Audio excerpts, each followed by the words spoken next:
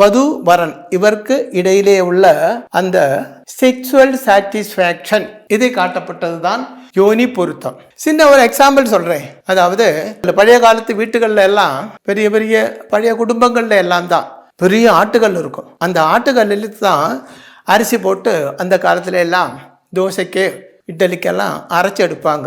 அப்ப அந்த ஆட்டுக்கல்லுக்கு ஒரு குழவி இருக்கும். அந்த ஆட்டுக்கல்லோட அந்த துவாரத்துக்கு செட் ஆகப்பட்ட குழவியாக இருக்கும். அப்பதான் அது சரியாகவே அரையும். குழவி பெருசா இருந்தா உள்ள போகாது, சின்னதா இருந்தால் அரையாது.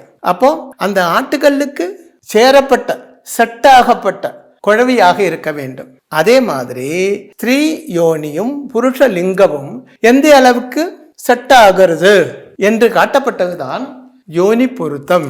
யோனி பொருத்தம் இல்லை என்றால் அந்த தாம்பத்திய வாழ்க்கை செக்சுவல் லைஃப் சந்தோஷகரமாக இருக்காது, அது ட்ராஜடியாக இருக்கும்.